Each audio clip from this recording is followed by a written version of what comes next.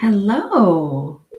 Hello, everyone. I don't know why in my head I have a weird music in the background. I don't know why. Anyways, I'm going to roll with it. So, hi, everybody. It is late on a Tuesday night. I am Michelle Cooper, and we are live here in the Rolla Skate Club YouTube channel. So today we're going to talk about your relationship with money. We're going to talk about money archetypes. I am super excited to see where you guys are joining me from. So if you're here live or if you're here in a later on as well, go over here in the chat and let me know where you are joining us from tonight. So I am located in Chilliwack, British Columbia, which is about an hour from Vancouver. And somebody keeps calling me. And I'm wondering if that is something I should be paying attention to. Oh my God. Let me look here. Okay. Okay. Okay. So it looks like you guys are here. Let me just make sure. If you're here, hey, Lulu, if you're here. Oh, there's Lulu. Yay! She's in the chat. I'm like, okay, can people see me? We live. Can you hear me? Okay, good. All right. So, as I said, my name is Michelle Cooper. I am the founder of Alchemy Accounting and Bookkeeping, and really the work that I love to do, because I really don't love accounting, is to support people with their relationship with money, like understanding money, understanding their relationship with money, and how money is showing up for them. So we're going to talk about this today. And Lulu, can you put in the chat for me the link to the PDF that we have for everybody? So this PDF is a copy of the slideshow that I'm going to do. And so that you'll have this for your, I'm going to back up. It is a PDF of the presentation that I'm giving, and it's based on slides, right? So you'll have this as your notes, and you can refer back to this, and you can use it to help you work through some of these things that we're going to talk about. The other piece here is the Sacred Money Archetype Assessment. So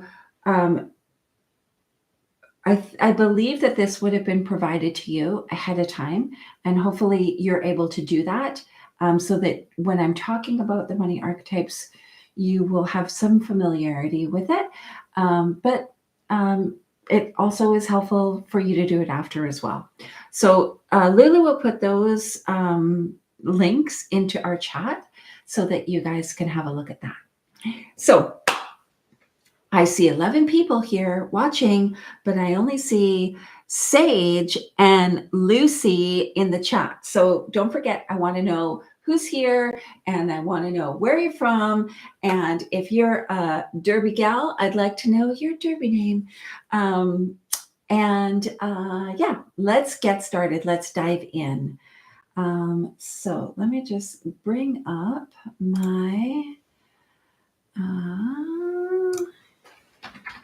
notes so that I stay on track. I am a nightmare for not being on track.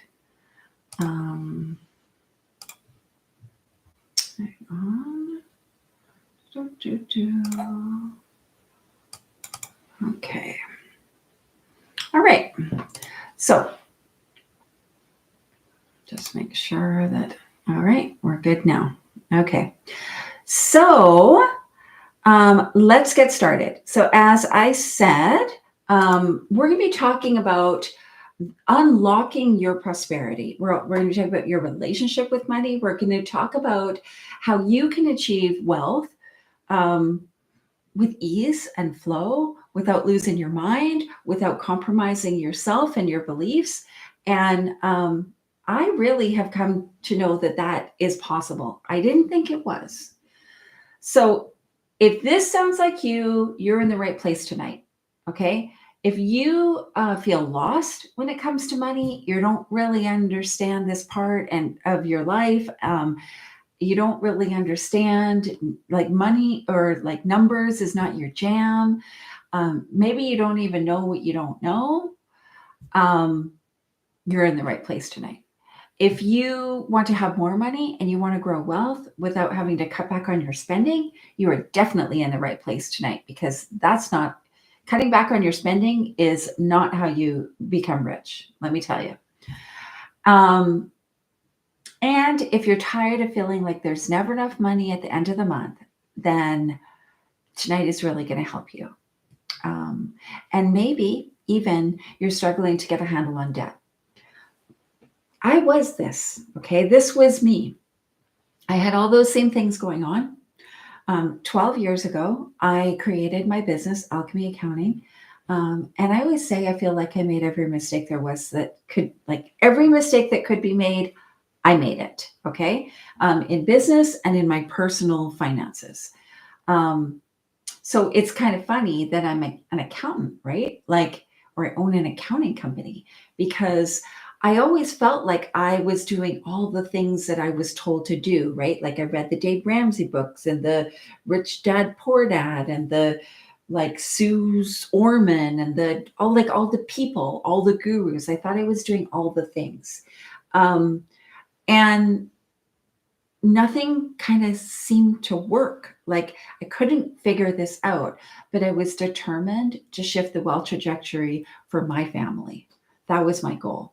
It was like, my kids are not going to grow up with the same wealth trajectory as me. We're going to change things. So along the way, I found there were 3 significant things that changed everything for me. And I'm going to share them with you tonight. This is not like a get rich quick scheme thing. This is not like a 3 secrets that solve all your problems. These are 3 real things that I did that significantly changed my relationship with money and the actual balance in my bank account. So let's jump in there. The first thing I want to share with you is that the problem is not the problem. So you think money is the problem. And that may seem very real to you, but I promise you that that's not actually the problem. Money is actually an amplifier. Okay, it's not a fixer. Money doesn't solve problems, right? It doesn't take away everything. It's an amplifier of what we got going on with ourselves. So here's an important piece to remember, right? Like, you know how they say like they've done studies, right? It shows that like if people win the lottery, like that money goes like that. Right? Because it's not the fix to their problems. Like, sure, they might be able to pay their debt or whatever, right? But it doesn't change things significantly for the future. In fact, the last study I read about winning the lottery said that within, depending on how much you win, but within 5 years, that person has declared bankruptcy. So money is an amplifier of what you got going on inside, in your brain, in your thinking, right?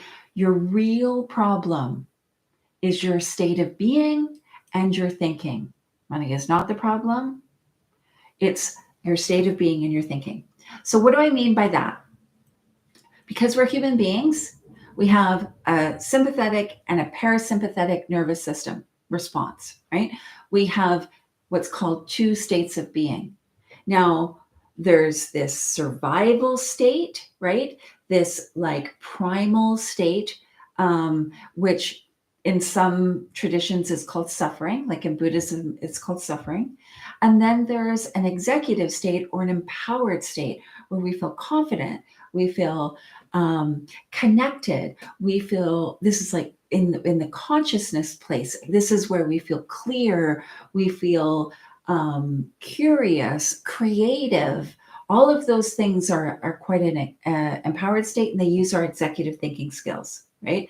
In that survival or that suffering state, we feel confused, we feel defeated, we feel panicked, anxiety, overwhelm. We're like, this is like, I'm going to have a nervous breakdown any minute, right?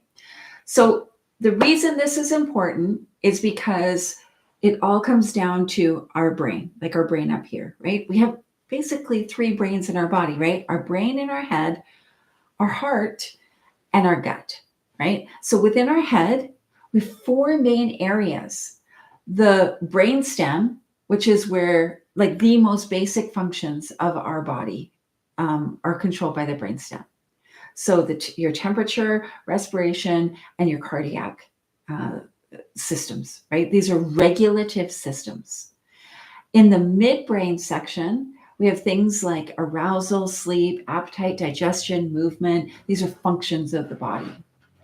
In the limbic system, we have reward and memory and emotions. And in the cortical or the cortex part of our brain, this is the most evolved part of our brain.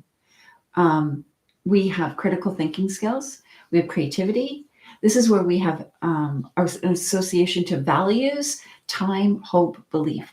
Now, this is important that we remember this, because what happens is in that survival state, we're operating from the brainstem. So this is like walking down the road and a tiger jumps in the road. You don't have time to sit there and think about what you could do or should do, or like, I wonder if that tiger's mad or if it's hungry, or I don't know, maybe it just wants to play. You don't have time for that. It's like temperature, respiration, and cardiac. So run, hide, get out of the way, right? That's all that happens in survival, right? And our everyday current experience doesn't usually involve a tiger jumping in the road. The biggest trigger of survival is actually money. And so this is where like we go into that survival state and we lose the ability to access our critical thinking skills. So remember, in that executive state, we're operating from that cortical or the cortex part of our brain, which is creativity, it's ideas, it's hopes and beliefs, it's our critical thinking skills, it's our intuition, it's our connection to source, right? And also our limbic system, which is the concept of reward and memory and emotions. So we want to be in this executive state up here, not in that brainstem state, not in that survival state. Now, how does this show up in your everyday life? Well, survival, like I said, money is the biggest trigger of survival in our world, as in the world that we all live in, right? So the main responses are fight, flight, or freeze, right? There is another response called fawn, but we're going to talk about fight, fight, or freeze. So those survival states trigger fight, which is something like focusing on the next thing. Oh, when I get the next job, the bonus, the thing out there, right? I don't have to look at my current money situation. It's that thing out there, right? It's also where you're constantly learning, but you're not implementing what you learn. So it's like the person who's always going to school, right? They might be racking up student loan debt. They're not actually taking what they've learned and putting it into practice so that they can make some money. It's also overworking, right? Many of us get into the habit of overworking. I'm like, I need like the AA for overworking. When you are overworking, you don't have any time to look at your money. You don't even have time to think about that, right? And we can also be overdoing. So I'll do everything, right? I'm like Superwoman. I'll do everything. I'll like go to work all day and then I'll clean the house all night. I'll do all the laundry. I'll cook all the meals. Like I couldn't possibly hire a housekeeper. I couldn't possibly hire a gardener, right? Like I have to do it all, right? The flight response is avoidance. It's not answering the phone. It's never opening the mail. It's never looking at your bank account or your credit card account. It's not checking your credit report. And it's also not being willing to spend money to fix up your situation, to tidy up your situation. So it's like, oh, I'll try to do my taxes. Oh, I'll try to, I don't know, figure this credit situation out, right? When there might be an expert that's available to help you. And the third response is freeze, right? So this is like ignoring this part of your life completely. It's what I call productive procrastination, right? So this is where we find other things to do. It also could be when I make such and such money, so much money, I'll hire somebody to do a thing. In the freeze response, we can also avoid money conversations or get unqualified help. This is like, my mom's really good at balancing a checkbook. I'll get her to file my taxes for me, right? So if you recognize yourself in any of that, you are having a survival state response, and that's okay. We all fluctuate between executive and survival. All day long, we're going back and forth because we're human beings. It's not right or wrong. It's not good or bad. We just want to limit the time we spend in survival, right? Because we're human beings, it's going to happen. So we don't have to like go, oh my God, I'm an idiot, like, and berate ourselves. We just have to remember that the problem is not the problem. Money is not the problem. Your state of being is the problem. And the only reason that's a problem is because you don't have access to the things that you need, right? Your resources, curiosity, intuition, ideas, creativity, executive thinking skills, all of that. You don't have access to that when you're in survival. So you don't have access to the things that you need to create the wealth that you desire. So I'm just going to pause here for a minute and I'm going to see if there are any questions. So if you do have questions, feel free to ask them in the chat. Because I will totally pause every once in a while and I will check the chat. So we've got lots of Derby girls here. This is awesome. Smashbox Divine. We've got Nicola from North Vancouver, Marcella from Vancouver. We've got Barracuda. That's awesome. Former Derby gal. Me too. I was hella weights.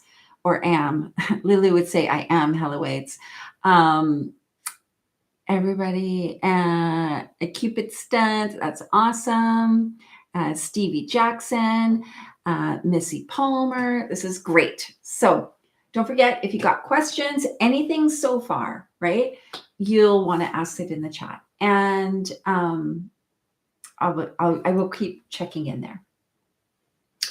So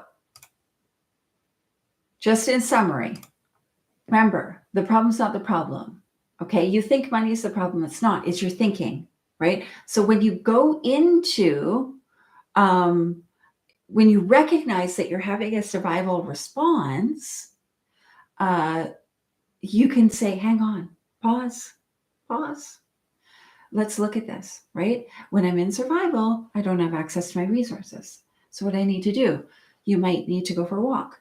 You might need to light a candle. You might need to go and exercise. You might need to go roller skate. You might need to talk to a friend, right? All of this can help you move out of survival. So Cheryl has a question. She said, how are flight and freeze different if flight equals avoidance and freeze equals ignoring that part of your life? They're not like kind of super, like all three are not necessarily extremely different from each other, right? Like avoidance can be like, I run in the opposite direction, right? So somebody wants to talk about money and I'm like, oh yeah, I'm busy. I got to go over here, right? Whereas freeze is kind of like, I'm deer in the headlights, right? So I remember, having a conversation with my ex-husband about money, and he had some questions and he was like, are you listening to me? Like, are you hearing me? Because you just look like you're staring off into space. And it was like, I kind of like froze. It was like, oh, we're having this conversation.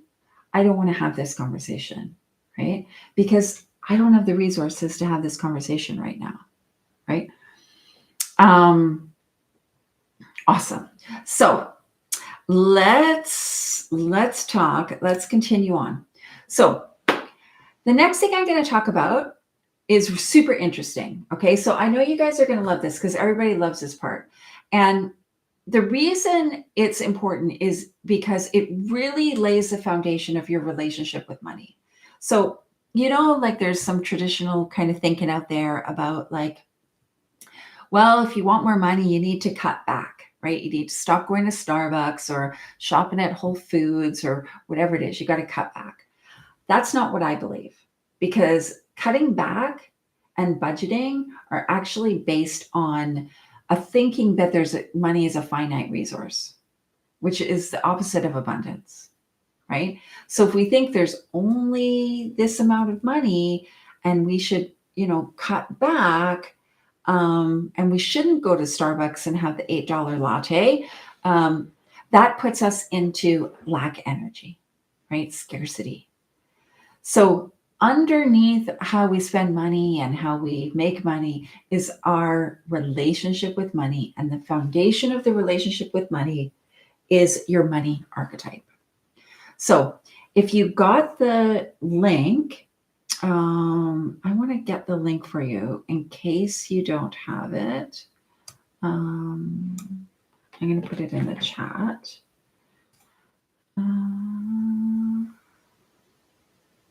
In case you guys don't have it. So you can copy and paste that into your browser. And that is an assessment. Now, I would say if you haven't done the assessment already, don't disconnect from this and go do the assessment unless you're watching the recording. Okay. If you're watching the recording, yeah, maybe you want to do that. But I don't want you guys to miss out on this. You can do the assessment later. It's not super like urgent that you have done that. If you've already done the assessment, that's awesome. Then you'll kind of know what I'm talking about. So there are 8 sacred money archetypes: the accumulator, the alchemist, the connector, the celebrity, the maverick, the romantic, the nurturer, and the ruler. Okay. These are the 8 sacred money archetypes.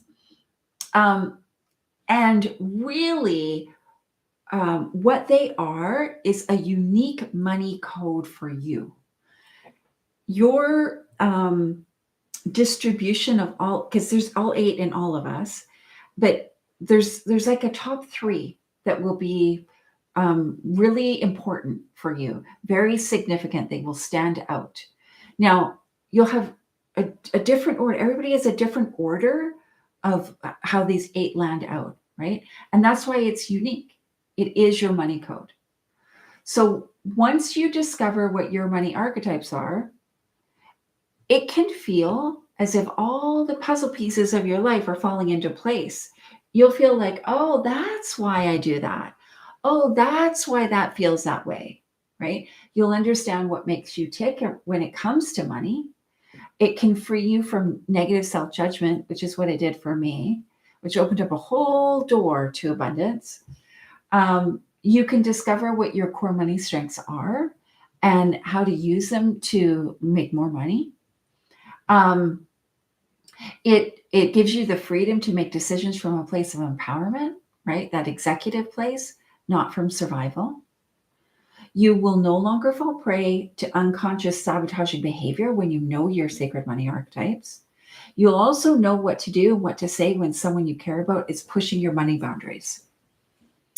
And one of the best things is those stressful little squabbles and fights with your loved ones about money, they're gone. Because if you know your archetype and you know your loved one's archetype, you can now have a different conversation, right? You have the understanding and the tools to come from your highest and your best self and understand where that person is coming from. So it will completely change your relationship and your conversation with your partner when you know each other's money archetypes. Now, I wish I had known this when I was married, because a big part of the breakdown of my marriage was around money. And if I had known that my ex-husband was an accumulator, that's his number one, and my number one archetype is a romantic, we're like complete opposite ends of the spectrum. And we could have had different conversations, right? And they wouldn't have ended up being the crazy experience that they were. So if you've heard of money archetypes, put it in the chat. Let me know that, like, hey, I know all about this, and let me know what your top 3 are. I want to see those in the chat. So I'm going to briefly run through all of them. And I want you to listen and think about, does this sound like me? Does this sound familiar? Is it like, oh my God, that's so me? And then write that down, right? So we'll start with the alchemist. The alchemist is an idea generator. They're a dreamer of possibilities.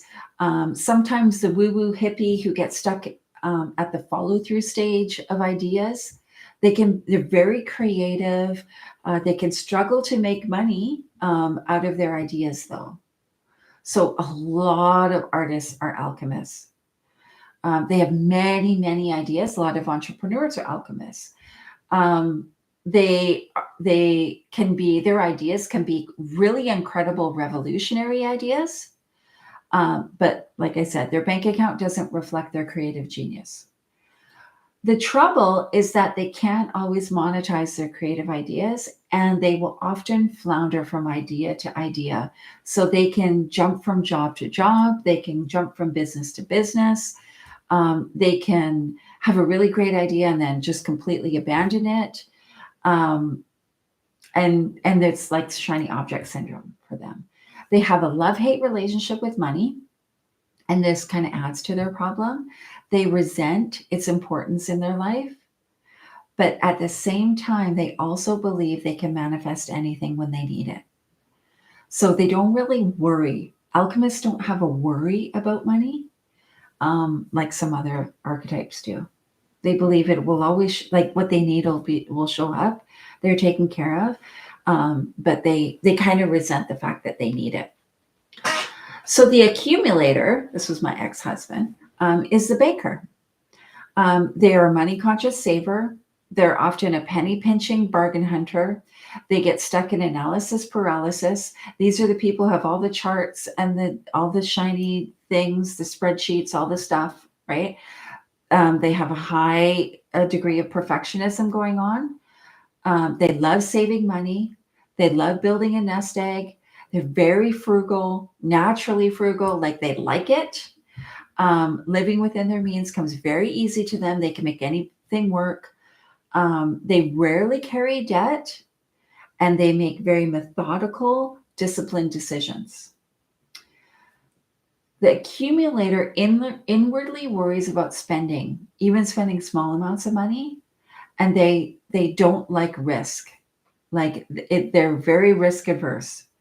They also have a hard time trusting other people with their money. So they like to have a lot of control. They have a fear that they'll run out of cash. So they will struggle to invest in themselves. They could invest in a RRSP or something, but they won't invest in their own like now happiness. The accumulator lives in the future. Very strongly lives in the future, like this far away time, and they're squirreling money away for that. They can feel out of sorts, or like they don't fit in with like the entrepreneurial space or the creative space.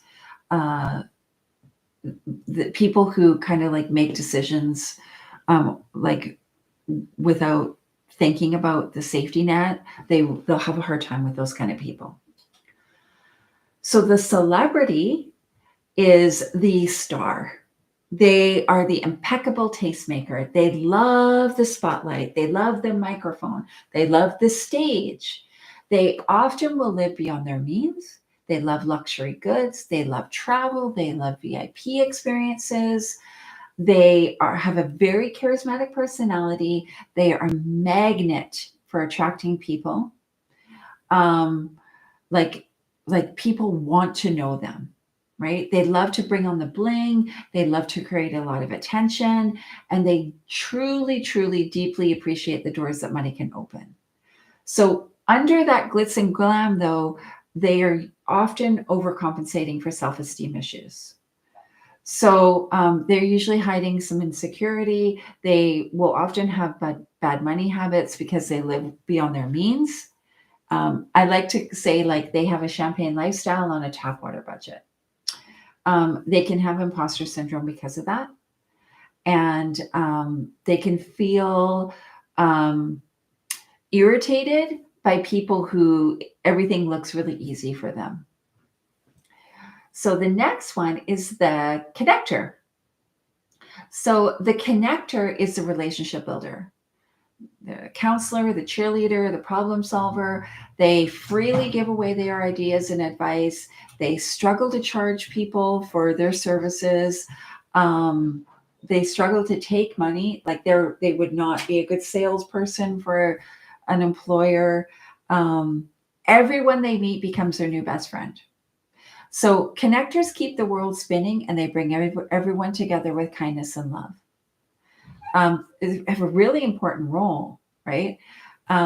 Their faith and optimism that money will always be available keeps them from worrying about money. It magically works out for them. So it can be irritating to celebrities if they are close to connectors. It's like, why does this always work out for you? And a celebrity will be like, I don't have enough money in my bank to live my lavish lifestyle. They have a very trusting nature. And this can create a codependency, right? So they can actually create codependent relationships around money, and they can sometimes attract shady people who will take advantage of them. They're very forgiving. They don't hold grudges. And like they put their heart and soul into everything they do, including their money. So the maverick is the rule breaker. They are the underdog champion who hates being told what to do. There's probably a lot of derby girls are mavericks, right? They're the rule breaker. They're doing things outside the box. They often are in positions where they remake history, like they change industries. They have very bold and courageous ideas. And if they're an entrepreneur, they can sometimes burn down their business because they're bored, even when it's working. They have a lot of creativity and audacity for generating money. And sometimes they can be called like the modern day pirate. They can find gold in the most unexpected places. So they don't find balance and stability exciting. They love extreme highs and lows. They love risk. They'll roll the dice on anything, and they get a huge adrenaline rush out of money. So they like to see how close they can get to ruin just before they dramatically rise from the ashes like a phoenix. So feast or famine cycle with money, highs and lows, is like their favorite. Like it's where they feel at home, even though they'll find it stressful. But it's that adrenaline rush they love. They feel like they don't need money anyways, because they're going to live like a rock star. So it doesn't really matter. It's all going to work out. So the nurturer is the kind-hearted, gentle, and wise soul that is always thinking about serving other people, solving other people's problems, and over-delivering. Okay? This can lead to martyrdom and resentment, though. Okay? They have such a strong desire to be of service, and it makes them extremely generous. So often they will get into debt because they will give their money to other people. So they won't get into debt because they are spending all their money on new shoes, for example. They'll get into debt because they'll lend their money out to people. And they don't have good boundaries. And so people will take advantage of that. And the problem there is not the lending of money, it's that with the lack of boundaries, they develop resentment. And so that really becomes a vicious cycle for them. And the romantic, this is my number one. So the romantic is the go with the flow dreamer, the luxury lover who inspires others to live in the moment. They live in the now, not like the accumulator who lives in the future.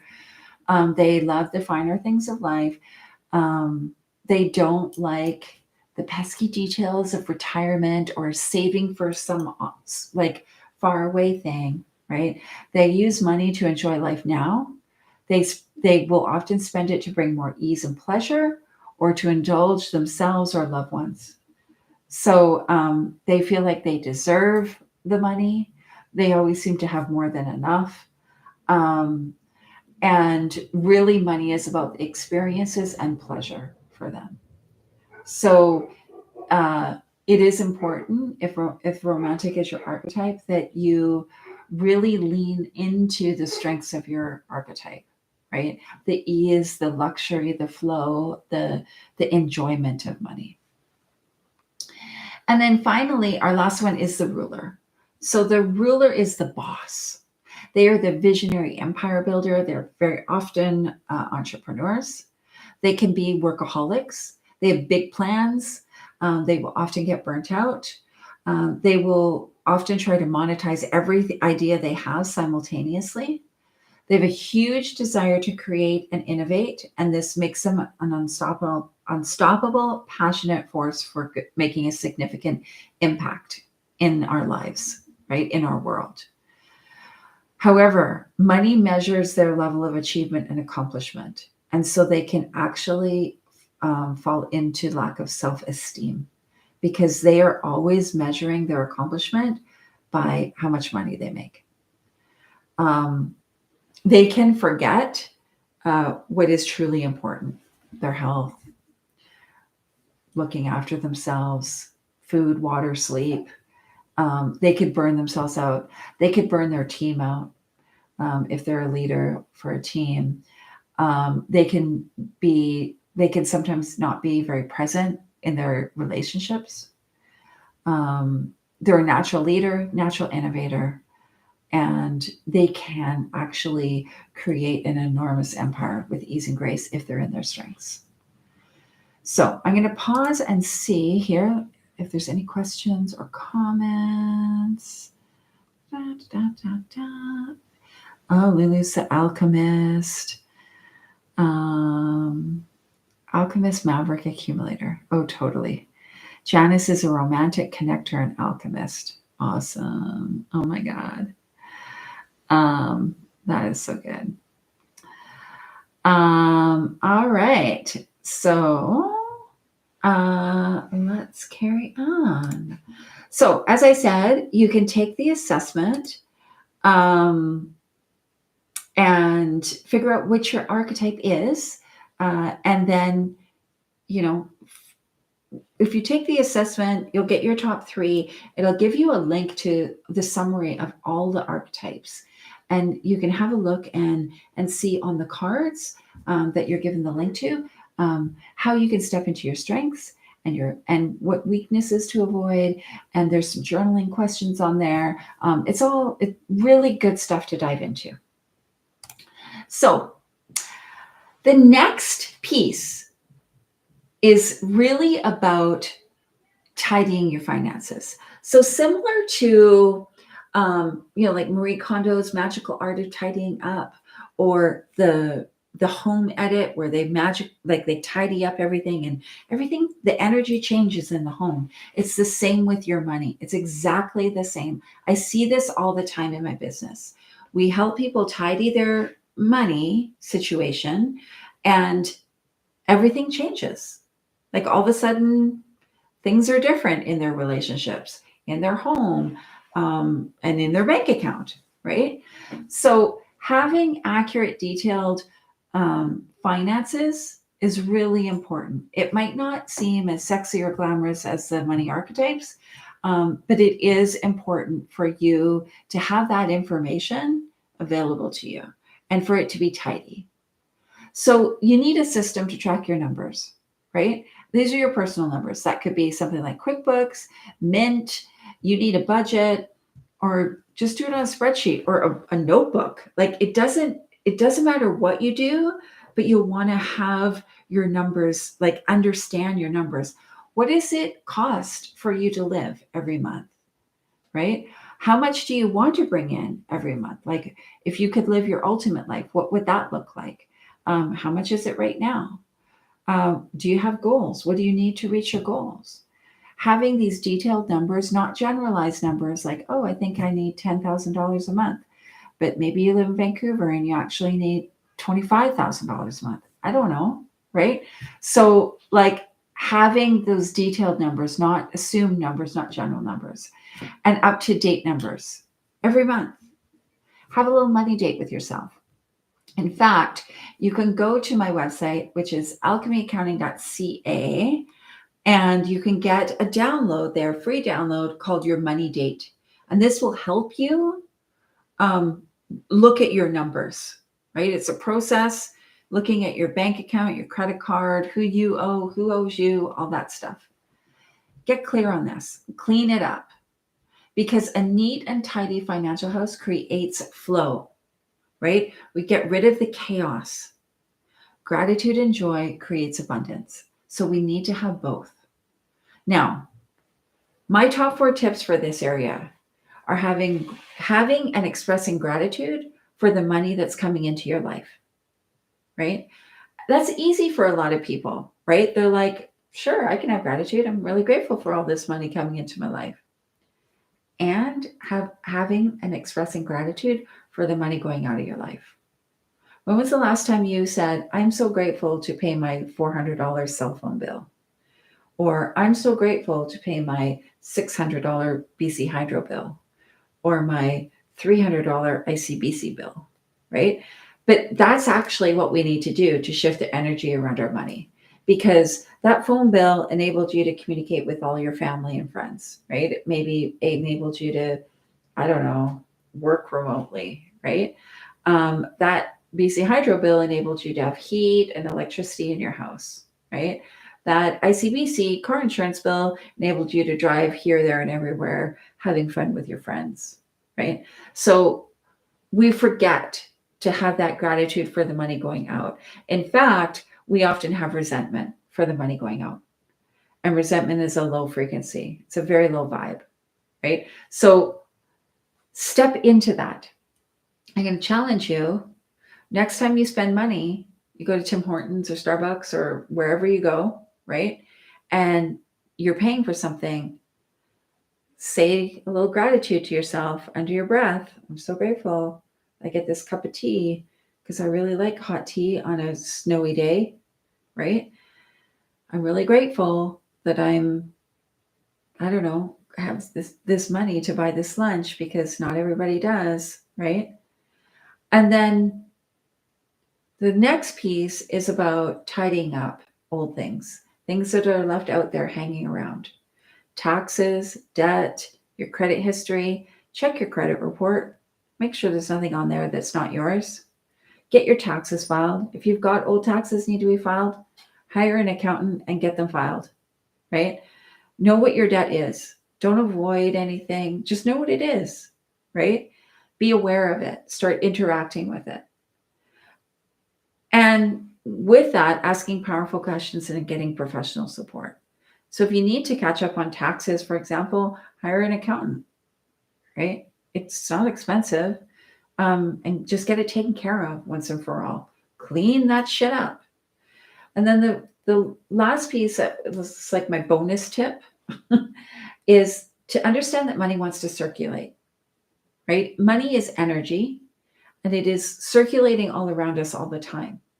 So if we are someone like an accumulator who is like has a hard time letting go of money, your greatest opportunity is releasing control, letting go a little, right?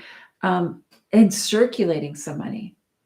So I'm going to challenge you here and invite you to let go a little for all of you with your money. How could you circulate a little bit of money in your life? So that could be giving $1 to somebody standing on the street corner looking for spare change, or buying coffee for the people behind you in the lineup, or buying the person behind you's groceries. I don't know. But circulate those funds, right? Keep them moving. And if you're here, you probably have a little bit more than some other people. So don't be worried, right? Like I remember hearing, I can't remember who it was, some like super rich person said, if you have $100 and you can't give away $1, then when you have $1 million, you're not going to be able to give away $10,000, right? It's all relative.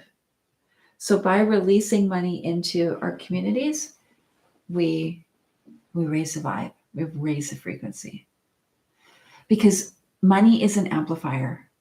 It amplifies how you feel about things and yourself, right? And your state of being. Money is not a creator, it's not a fixer, it most definitely is not a creator of the state of being or the feeling. So when people say to me, like, what's the shortcut to abundance? It's like, you think that you need money to be happy, for example. You actually need to feel happy to have money come to you. You think it's the same for everything. It doesn't matter if it's like a relationship you want, right? You have to be happy before like that thing is going to come into your life. You want to be in a relationship, you have to love yourself before you can love somebody else or somebody will love you, right? So if we want to have more money, if we think like, oh, I'll be happy when I have money, no, it's the other way around. Or I'll feel loved when I'm in a relationship, it's the other way around. Or I'll feel healthy when I'm skinny, it's the other way around, right? So just to like summarize what we've covered today, money is not the problem. It is an amplifier of your situation, right? Your state of being is the problem. And the only reason that's a problem is because you may be in survival. We want to live in our archetype strengths, right? Always live in our strengths. And then we want to tidy your money. Tidy your shit up, girl, or bro. And that, my friends, is how we create more prosperity, right? So I'm just going to check the chat here. We're okay. So Cheryl, you said, I'm guessing I'm a combo. So we are all 8. And one thing that I do want to stress here is that, like, there's no right or wrong archetype. There's no good or bad or worse or better archetype, right? The archetype, they just are. And we have all 8 and we have varying degrees. So you'll have a top 3. Everybody has a top 3, right?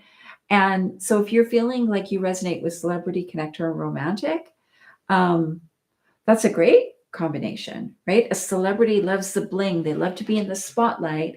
They love standing out. So a celebrity archetype, somebody with a celebrity archetype can actually create a lot of wealth by taking the spotlight, right? By like understanding that this is natural for them. This is what they love. And so by stepping into that spotlight, that might be, if you're an entrepreneur, that might be speaking from stage. If you're an employee, it could mean like taking a leadership role in the company you work at. Like there's a lot of things that could kind of roll out as, right? But that's one of the keys to your wealth, right? And then if you look about connector, so connector is the relationship builder, right? So it could be that you could, let's just say you were an employee, you could make more money by seeking out a leadership role that puts you in the spotlight through connections that you have, for example, right? And of course, with romantic, you're living in the now, right? So as a romantic, if anybody is a romantic, as I am, a key piece here is understanding that you can live in the now and you can plan for the future. You can do both. It doesn't have to be one or the other, right? Um, Missy's like called out accumulator, connector, and ruler. He's teaching how to rule. That's awesome. So yeah, like it. So it'd be good for you, Missy, to actually do the assessment. And if you want to let me know what your top three are, like all of you can let me know. You can email me at hello@alchemyaccounting.ca if you want, because there is a similarity between ruler and accumulator. And so a lot of times people think they're an accumulator, but they're actually a ruler. Because a ruler doesn't, a ruler has some frugality. Like a ruler will spend money on quality things, right? They will spend money on, like they don't spend money frivolously. So they can appear quite frugal, right? But they don't have a problem releasing money for something that portrays status, or like they perceive as high quality, right? Um, so yeah, it's very interesting when you actually dive in and look at what these are. Like if we look at Lulu's, so alchemist, maverick, and accumulator, right? So alchemist, that idea generator, we all, if you know Lucy, you'll know she does have a lot of ideas, right? And has lots of projects on the go all the time, right? So that's good. She does have a trust that money will always be there to do the things that she wants to do, right? However, there is a piece there about follow through, right? So for Lucy, it feels weird to call her Lucy, but I will.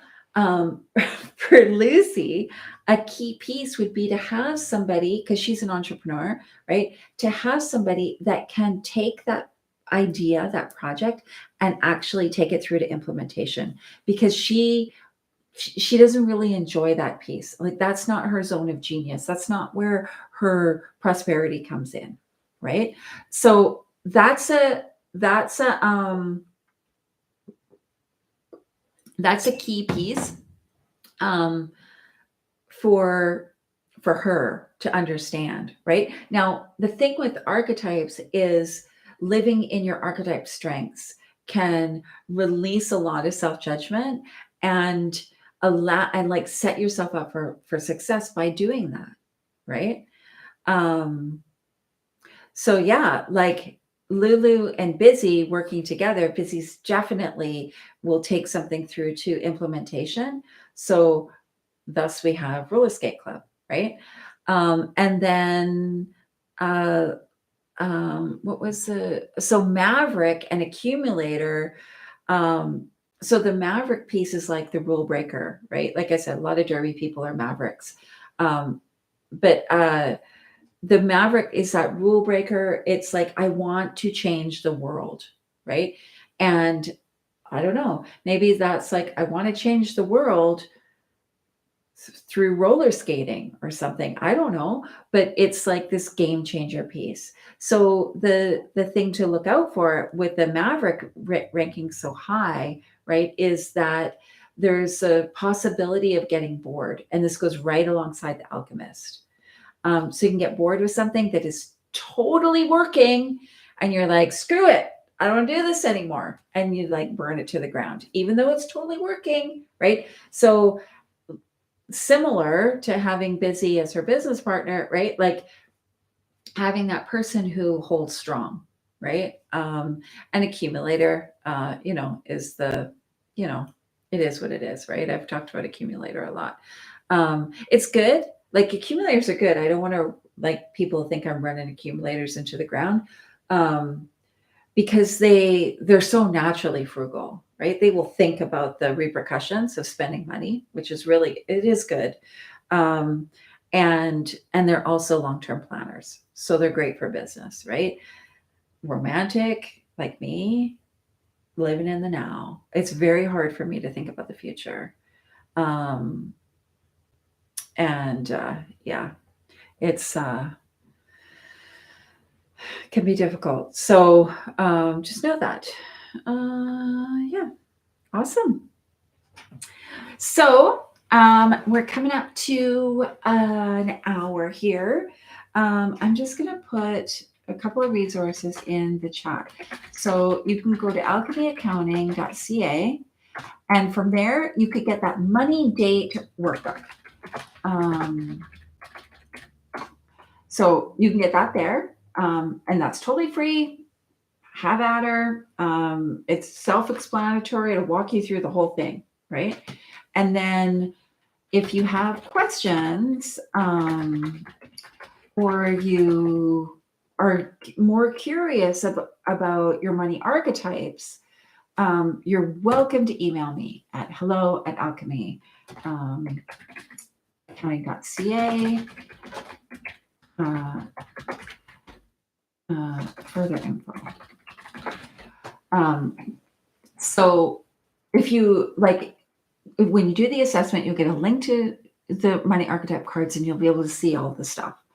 And if you're like, I need more information, totally cool to email me and I'll give you all the information I got. I will download my brain.